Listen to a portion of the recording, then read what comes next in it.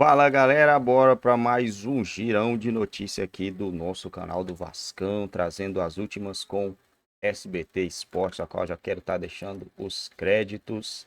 Já deixa aí aquele comentário que vocês estão achando do mercado do Vasco, que até agora nada, né? Nada.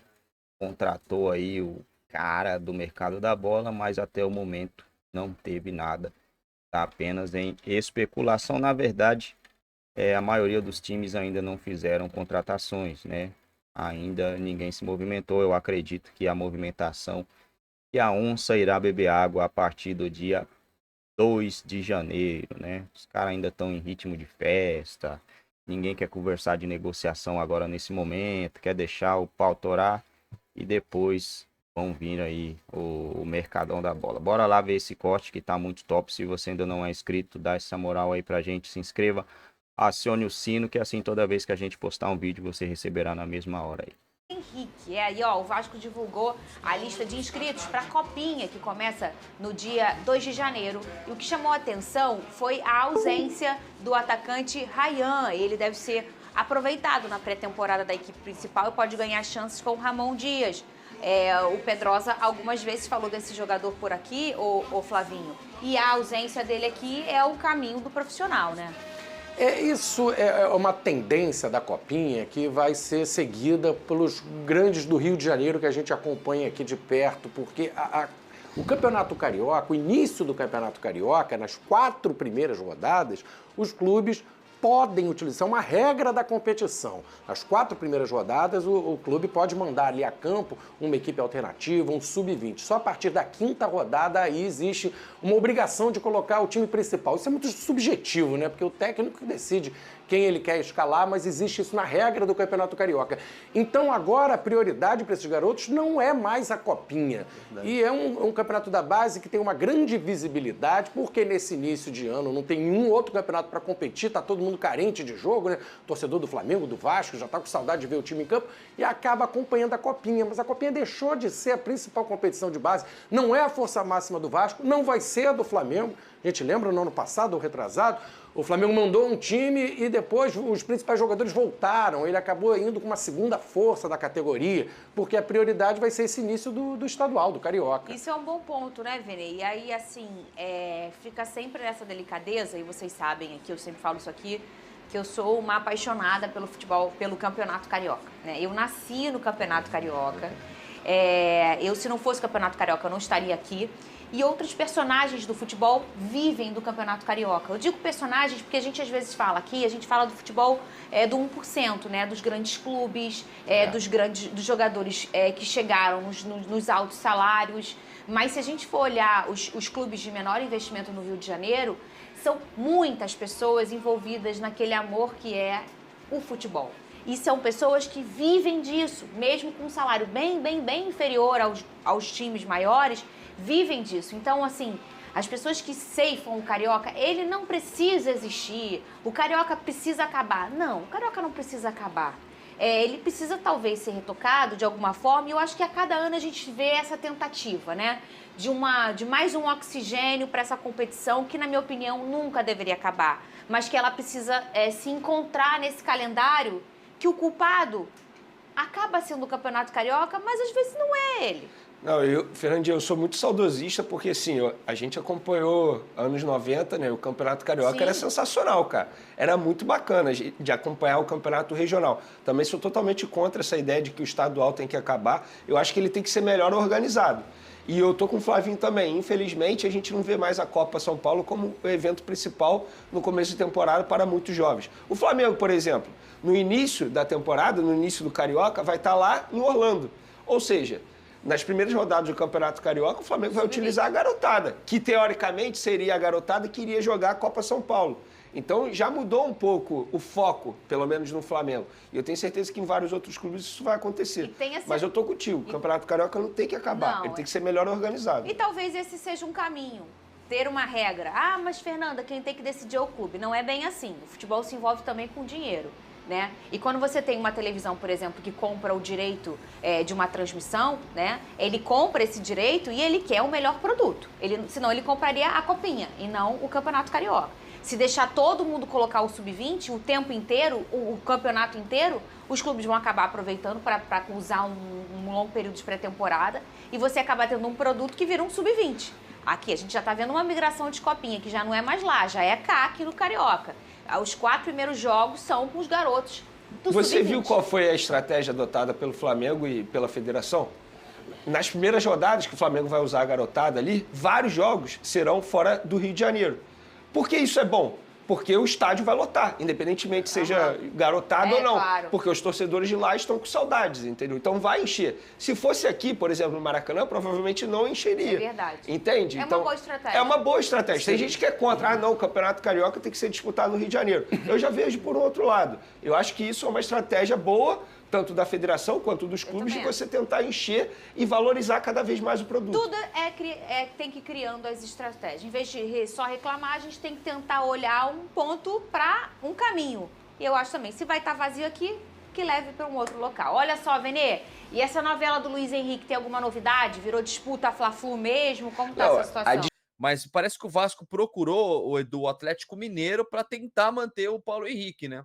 Eu acho uma boa, cara, dependendo do valor, é claro, isso sempre depende do valor, porque não tá fácil arrumar lateral no mercado, né, Edu? É verdade, você levantou um assunto que eu queria falar, mas, cara, é um contrato muito mal feito pelo Paulo Brax, né? Como é que você Muito mal contrata feito. um jogador sem um passe fixado, sem um valor, sem um. Pô, o Vasco só foi vitrine para o Paulo Henrique e tomara que o Rodrigo Caetano, né, o diretor de futebol, que ele realmente aceite, né, o Vasco, a permanência do Paulo Henrique no Vasco. Eu achei assim muito boa a participação dele, tanto o cruzamento para o gol do Serginho agora no último jogo foi dele, né? E ele fez jogos importantes, gol contra o Botafogo. Eu acho que é um excelente lateral direito. Acho que superou o Puma Rodrigues, né? Ganhou, conquistou a vaga ali tomou, né, a vaga no bom sentido do Puma. Eu acho que seria aí que eu falo, a importância da manutenção, né? Hoje o Paulo Henrique está no mercado. Essa que é a grande verdade. Volta para o Atlético Mineiro, o Atlético Mineiro negocia com outro clube. Uma outra informação importante aqui, só para deixar a galera atualizada. O Riquelme, lateral esquerdo também da base, hoje é o terceiro reserva, né? O segundo é o Jefferson. Está próximo de ser anunciado pelo Sport Recife. Recentemente, o Volta Redonda, do técnico Felipe, estou sempre curtindo lá o Felipe e tal, as postagens, procurou o Riquelme. Acho que o Riquelme perdeu a oportunidade de trabalhar com o Felipe, técnico que foi lateral esquerdo, um dos melhores que eu vi na minha vida. Outra informação importante, o Vasco pagou a primeira parcela do Matheus Carvalho, ou Matheus Cocão, junto ao Náutico, tá certo? Então, assim, são informações, eu acho que o torcedor do Vasco precisa estar atualizado. Voltando no Paulo Henrique, seria sensacional a permanência dele, só acho difícil. Concordo. E aí, Edmundo, o que você achou dessa notícia de procurar o Atlético Mineiro para tentar viabilizar a contratação em definitivo, de repente, do Paulo Henrique, ou, quem sabe, até estender um empréstimo de mais um ano, que eu acho um pouco difícil? Cara, tem muita coisa estranha no ar, pra te falar a verdade.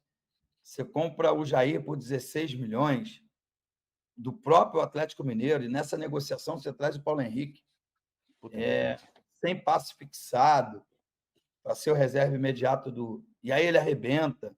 Aí agora, para você contratá-lo, vai ter que pagar mais caro do que o que seria. Enfim, não quero ser leviano com ninguém, mas tem muita coisa errada, foi muita coisa mal feita pelo CEO da época, né, o Luiz Melo, e o diretor de futebol, Paulo Brax.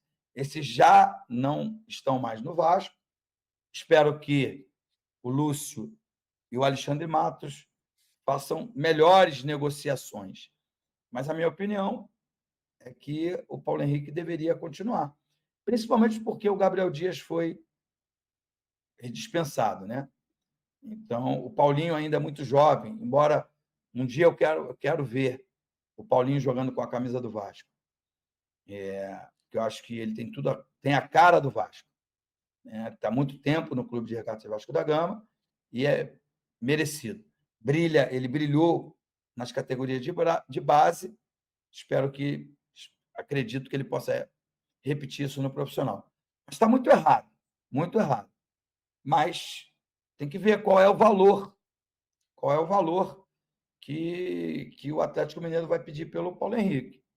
Se for um valor exorbitante, agradece e segue a vida, né?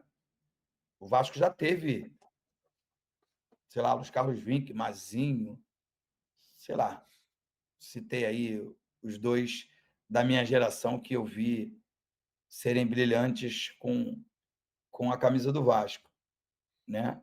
Mas outros aparecerão e não vai ser por, por não contratar o Paulo Henrique que o Vasco vai deixar de ser campeão das competições que tem para disputar. Exatamente, isso tudo gira em volta do valor, né? O próprio Praxedes, né? Ah, vai ficar com o Praxedes? Pô, por 26 milhões, mas nem a pau não dá, não tem condição de pagar isso. Mas se for por bem menos, de repente, como o Ramon Dias quer, acho que poderia negociar, né? Bom, rapaziada, é isso aí, galera. Como eu falei no início do vídeo, pelo menos é o meu achismo e pelo menos é o que acontece em todas as temporadas, né? Em todos os times do ano. O mercado ainda vai estar devagarzinho até o dia 2. É do dia 2 para frente vai começar a bagaceira, né? A máquina moedora aí. É contratação para lá, contratação para cá. Por enquanto está sendo só especulado os nomes dos jogadores. Quem trouxe reforço até o momento, o único time, o time mais rico, né, do continente, o Flamengo. De resto, ninguém ainda fez contratação, ainda está naquelas sondagens. Então, não precisa do torcedor vascaíno ficar naquela apreensão. Será que vai? Será que vem? Vai ser a mesma coisa? Calma, né? Calma que no momento certo a máquina moedora vai começar, mano. Vai começar. Alexandre Matos não é brincadeira, não brincou em nenhum clube que ele esteve, não vai ser no Vasco que ele vai brincar, né? Eu acredito que em questões de conversa já está tendo muita conversa, muita coisa já avançada. E já já o torcedor vascaíno vai começar a ver os reforços chegando, né, para a próxima temporada. O Vasco está interessado aí também, ó, mais um nome que o Vasco tem interesse. Hugo Moura, se eu não me engano, já foi até jogador do Flamengo, né, jogador do Atlético Paranaense.